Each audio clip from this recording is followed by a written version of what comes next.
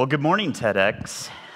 If you haven't heard, the robots are coming for us. I imagine I'm not the first person to alert you to this. In fact, if you've been paying attention at all to the public discussion about artificial intelligence, then you know that some really smart people are really concerned about the safety issues related to AI. But unless you did Mortal Kombat with your toaster oven this morning, you're probably not that immediately concerned about it yourself. So what is it that's keeping people like Elon Musk and Stephen Hawking up at night when they think about artificial intelligence? It helps to understand that we are surrounded by and have been utilizing artificial intelligence for a long time now. If you've got a smartphone in your pocket as you sit here today, you have artificial intelligence with you right now. But that type of artificial intelligence is what's known as narrow AI, meaning it may be superhuman in the sense that it can do things we could never hope to do. Even a simple pocket calculator can do things that human beings can't hope to do with as much speed and consistent accuracy. But that's not what Stephen Hawking and Elon Musk are concerned about. They're concerned about what's known as general artificial intelligence, or AGI as it's oftentimes called. And this is the type of artificial intelligence that they make movies about. This is the supercomputer that can think on its own and has its own motivations and understands things far beyond our capacity. And the safety concerns are related to what happens if we can't control such a computer system. What happens if the goals of that computer system aren't aligned with our own goals as human beings? And so it's almost as if there are 32 flavors of dystopia on offer for us to pick from, right? And Hollywood's been utilizing most of them. So you may prefer the machine gun wielding, red-eyed robot from the Terminator movie version of dystopia that AI alarmists are concerned about. And you might be more of the Matrix version, right? You enjoy the idea of the computers enslaving us and hooking us up to some sort of artificial reality while using us for their own devices. Me personally, I prefer the flavor of concentrated control. This is the concern that a single government or a corporation will be the first to crack the code on this type of technology and will have it all in one hand, able to use it to take over the world. In fact, I think I'm in kind of good company in being concerned about this. Just 2 weeks ago, Russian President Vladimir Putin, when addressing Russian students, said that the first person or first government to control this sphere, the sphere of AI, will rule the world. Those are his words, rule the world. He went on to say that if Russia is the first, he plans to share that technology with all the world and democratize it, but I'll forgive you for any skepticism you might have about that. Believe it or not, I'm not actually here today to convince you that you should be concerned about any of those dystopian possibilities. It's not to say you shouldn't be, it's just not what I'm here to talk about. I'm actually here to convince you that you should be concerned about the opposite. What happens if everything goes splendidly with artificial intelligence? What happens if all of the utopian promises of AI come to fruition? Well, what are the utopian promises of AI? Much like the dystopian predictions, there are many of them, but the ones that come up most often tend to be things like the ability to eliminate all human disease. This is something we would very much like to do, obviously, so there's a lot of motivation behind it, and it's something that we think, with artificial intelligence assisting us, we might realistically be able to accomplish. In fact, some people think we might be able to end, or at least dramatically slow down, the aging process altogether.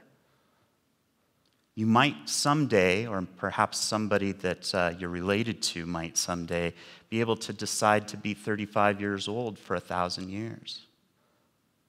What other things are promised by artificial intelligence? Well, there is an ongoing problem in the world that's existed forever, which is resource scarcity. We're concerned about whether or not we have enough clean drinking water and clean air and space to move around in, and energy, of course. These, again, are all things that the incredible power of artificial intelligence might be able to help human beings solve these problems that we've faced for so long. And what about human work? We heard a little bit about that already today. The combination of artificial intelligence with human efforts to come up with a better product, a better experience, a better whatever. Well, I think that that's happening. We see evidence of it all over the place. But I think that that's just a minor pit stop on what ultimately, if AI can fulfill the promises it's made, means we will eliminate the need for human work altogether. I want you to think about that for a moment. What if we live in a world where it's no longer necessary for you to do anything in order to have your basic needs and probably most of your reasonable desires fulfilled? What does your 8 to 5 look like in a world like that? And what does it look like if you're doing that for 1,000 years with the vitality of a 25 or 35-year-old body? And you live in a world where war has largely been eliminated, resource scarcity is no longer a problem. It can sound pretty good until you start really thinking about, well, what would I do? How would I spend my day? These sorts of questions, these are the sorts of questions that really break down into the question of what is the best way to live a human life? These are huge questions that we don't ordinarily force ourselves to think about. We define ourselves as human beings, or understand our lives at least, in the context, or at least against the backdrop of struggle. Struggles can be major and minor, but it's what we do in terms of our decision-making. There are certain things, objectives, goals we want to accomplish in the long term, in the short term, and we have to expend effort and energy in order to do those things. That's struggle. What if most of the struggle is removed from your life? Is that a world you want to live in? Well, I think if it is a world we're going to live in, we need to get more comfortable with these big questions, like how should a human life be lived? And at the end of the day, I hope that you'll find that this is actually an optimistic talk, because I think we have something really, really special going for us in facing these types of quandaries. We have a tradition called philosophy. And philosophy has been wrestling with these questions for thousands of years now. The problem is that philosophy has typically been engaged in by elites, by people that have the time to spend thinking about big questions, people who are not engaged constantly in their own struggles. But if AI winds up fulfilling its utopian promises, and we all have a lot more time to spend, many more of us are going to need to be comfortable with philosophical inquiry, because it's probably the only thing that we're going to have that seems to make any sense in terms of a way to spend our time. We, of course, could fall into some sort of hedonistic existence. You've seen the PG version of this if you've watched the Disney movie WALL-E. All of the human beings are floating around in their Barca loungers, drinking Slurpees and being fed fast food versions of entertainment constantly. And that might be what our future holds, but I sure hope not. I sure hope not. But for more of us to be engaged in these types of questions and inquiries and be comfortable with it and not think of it as something that, that's for someone else to think about, we have to start participating in our philosophical nature. The good news is we all have a philosophical nature. Human beings, by their nature, are curious. Every one of you has experienced this in your own life, but also probably if you've raised children or watched others doing so. The human child is curious from day one. And it's only by training that that curiosity typically falls away. In fact, as a parent, I know that I'm guilty of thwarting the curiosity of my own children. This happens most dramatically, perhaps, in an experience that you've all had or seen. It's the why question, right? The incessant why question that comes from a child. So the typical scenario is something like we're driving down the road and I'm at the wheel and my son's sitting behind me and he's asking things like, "Dad, why did you stop the car?" "Well, because we're at a red light." "Well, why?" "Well, because we have traffic control systems that tell cars and drivers of cars when to go and when to stop." "Why?"